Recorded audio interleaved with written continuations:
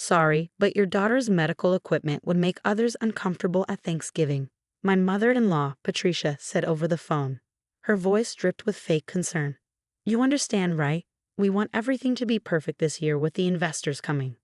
I glanced at my 7-year-old daughter, Emma, who was drawing peacefully at her small table, her portable oxygen concentrator humming quietly beside her. The same equipment that had kept her alive since her premature birth was now apparently an eyesore to Patricia's social climbing ambitions. Perfect, I repeated, my voice steady despite the anger building inside me. And by perfect, you mean pretending Emma doesn't exist. Don't be dramatic, Olivia.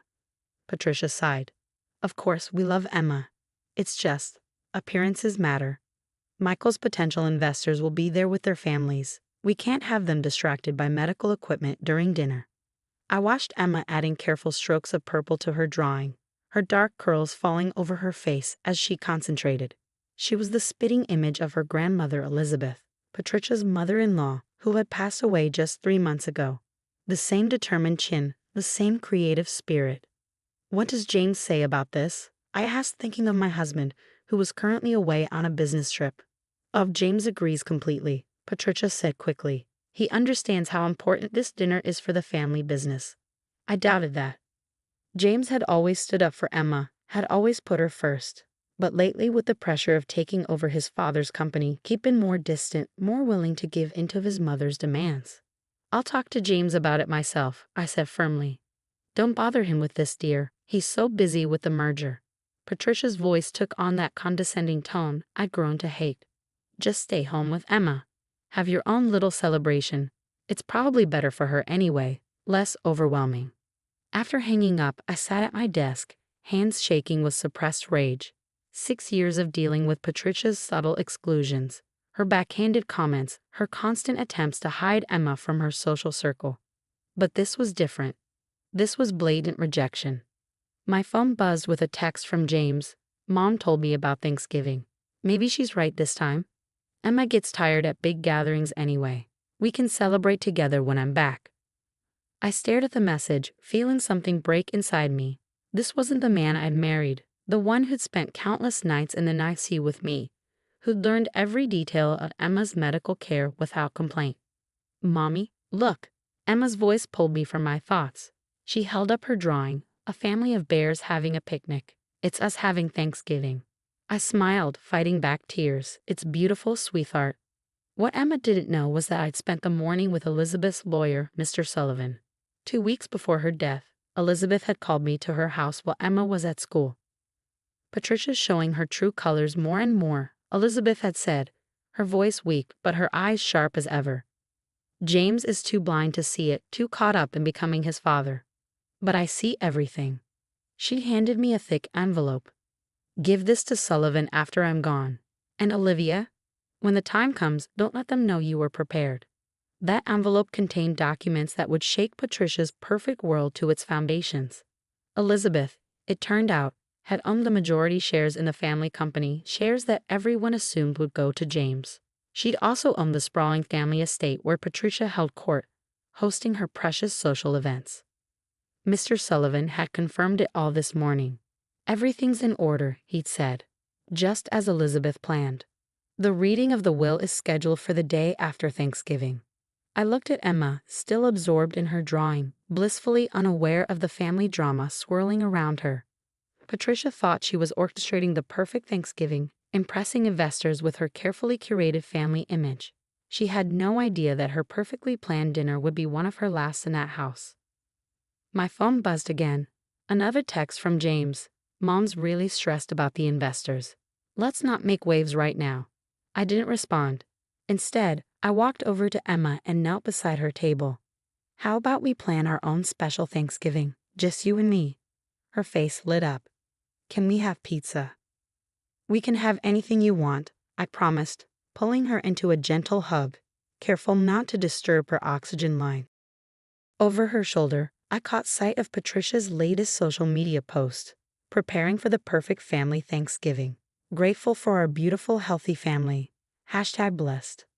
I smiled, thinking of the documents in Mr. Sullivan's office. Sometimes, the best response to cruelty isn't immediate confrontation. It's patience. Patricia would learn that lesson soon enough. Emma pulled back from the hug, her eyes serious. Will Daddy be sad he missed our pizza Thanksgiving? I think, I said carefully. Daddy will have a lot to think about after this Thanksgiving. As Emma returned to her drawing, I started making plans. Patricia wanted her perfect holiday. Fine, let her have it. But by the time the leftovers were packed away, she'd learned what really matters in a family, and it isn't appearances. The day before Thanksgiving, Patricia's social media went into overdrive. Photos of the elaborately decorated dining room, the professional catering setup, and her designer table settings flooded my feed. Each post tagged the visiting investors and their families, along with captions about family traditions and generational wealth. I muted her account and focused on Emma, who was helping me knead dough for our homemade pizza. Her oxygen tube occasionally got dusted with flour, making her giggle. These were the real family moments, messy, imperfect, and full of love. Mrs. Bennet? Emma asked, referring to her favorite teacher. She said we're having a gratitude circle at school today. Can we do one too? Of course, sweetheart. I wiped flour from her cheek. What are you grateful for? My pizza chef mommy, she grinned, and Grandma Elizabeth's special paint set. My heart tightened. Elizabeth had given Emma that professional art set just weeks before she passed, along with hours of patient instruction. Patricia had called it a waste, saying Emma's medical issues would prevent her from pursuing anything artistic. My phone buzzed. James again. Mom's really outdone herself this year. The house looks amazing. The Hendersons are impressed already. I typed back, how's the merger looking? Good, Mr. Henderson's practically guaranteed his investment. Mom was right about keeping things streamlined tomorrow. Streamlined, like his daughter's medical equipment was just an inconvenient business obstacle. That evening, as Emma slept peacefully in her room, her oxygen concentrator humming a steady rhythm, I received an unexpected visit. Sarah, James's younger sister, knocked on my door, looking troubled. I just came from Mom's pre-Thanksgiving prep, she said, settling on my couch. It's like a circus over there. But Olivia, the things she's saying about Emma. Let me guess, she's pretending she doesn't have a granddaughter. Sarah nodded, tears in her eyes. She told the Hendersons that James has no children yet. She's hidden all the family photos with Emma. When I confronted her, she said it was just business and that I wouldn't understand since I'm not a mother. I thought of Elizabeth's words, Patricia's showing her true colors. There's something else, Sarah continued. Mom's been bragging about inheriting Elizabeth's shares in the company. She's already promised Mr. Henderson a seat on the board once everything's settled. I kept my face neutral, though inside I was laughing at Patricia's presumption. That's interesting. I can't believe James is going along with this. The brother I grew up with would never. People change, I said quietly, or maybe they just show who they really are. After Sarah left, I checked on Emma again. Her room walls were covered with her artwork, bright, vibrant pieces that Elizabeth had insisted on framing properly. Talent should be displayed, she'd said, giving Patricia a pointed look. My phone chimed with a message from Mr. Sullivan. Everything's prepared for Friday. Elizabeth would be proud of how you're handling this. I smiled, remembering my last conversation with Elizabeth. She'd been sitting in her favorite armchair, watching Emma paint. You know why Patricia hates the medical equipment so much? She'd asked. It's not about appearances, it's about control. She can't control Emma's condition, can't make it fit her perfect narrative. And she hates anything she can't control. Looking at Emma now, peaceful in her sleep, I thought about control. Patricia was certainly in her element, orchestrating her perfect Thanksgiving, positioning her pieces on the social chessboard. She had no idea she was playing a game that had been decided months ago. Another notification popped up, Patricia's latest post. Final touches on our perfect family gathering. So blessed to be carrying on Elizabeth's legacy of elegant entertaining. #family tradition, #blessed. Attached was a photo of Elizabeth's antique china cabinet, now stripped of the children's artwork she'd always displayed there. Emma's latest painting, the one Elizabeth had proudly placed front and center, was gone, replaced by crystal wine glasses. My phone buzzed again. James, Mom's outdone herself. The investors are impressed. You understand why tomorrow needs to be perfect, right? I looked at my sleeping daughter, then at the legal documents Mr. Sullivan had given me. Perfect is relative, I thought. And tomorrow will certainly be memorable, just not in the way Patricia expects. As I turned out the lights, I caught sight of one last social media update. Patricia, resplendent in her designer dress, raising a toast with the investors, grateful for family values and tradition. Tomorrow will be a celebration of our legacy. Legacy. If only she knew what Elizabeth's real legacy would be. Thanksgiving Day arrived with a flood of social media posts from Patricia's perfectly orchestrated dinner. Photos of elegant place settings, guests in formal attire, and carefully curated family moments filled my feed. Meanwhile, Emma and I spent our day making pizza, painting, and having our own gratitude circle. Then my phone lit up with an unexpected text from Mr. Sullivan. News from the dinner. You might want to check Patricia's latest post. I opened Instagram to find a live video of Patricia, clearly tipsy from wine, making an announcement to her guests. We're so blessed to announce that, with Elizabeth's shares being transferred to James next week, the Henderson merger is officially happening. A new chapter for our family legacy. In the background, I could see James nodding, raising his glass with Mr. Henderson.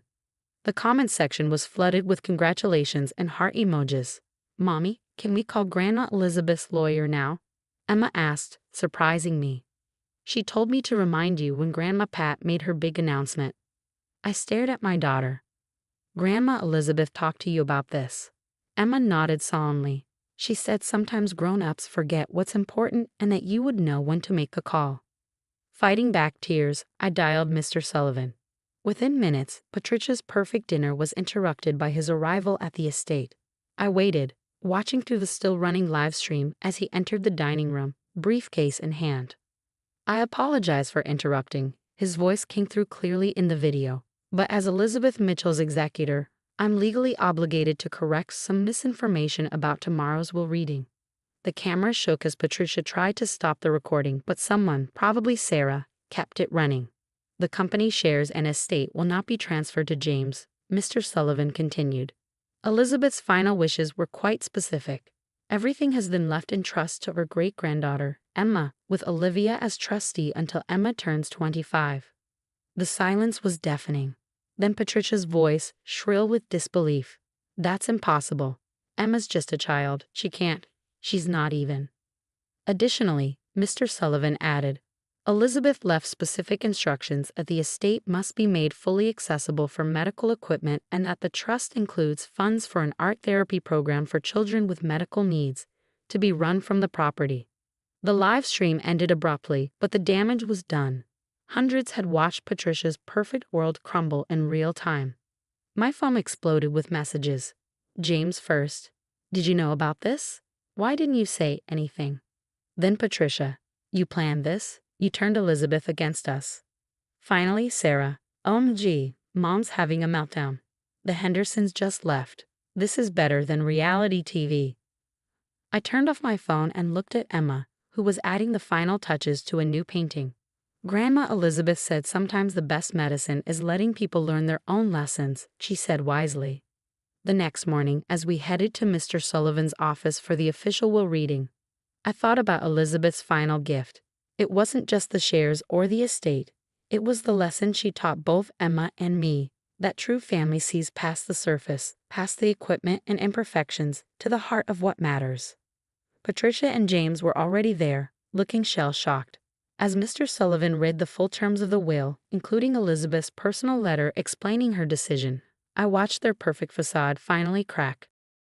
"I leave my legacy," Elizabeth had written, "not to those who chase perfection, but to those who embrace life in all its beautiful imperfection." Emma and Olivia understand what Patricia never could, that love isn't about appearances, it's about acceptance. As we left the office, Emma squeezed my hand. "Can we have pizza for dinner again?" I smiled, thinking of Patricia's elegant Thanksgiving feast. "Absolutely. Perfect isn't always what it seems, is it?" "Nope," Emma agreed. "Perfect is just being us." And that, I realized, was Elizabeth's real legacy, teaching us that sometimes the most perfect moments are the ones that would never make it to Patricia's Instagram feed.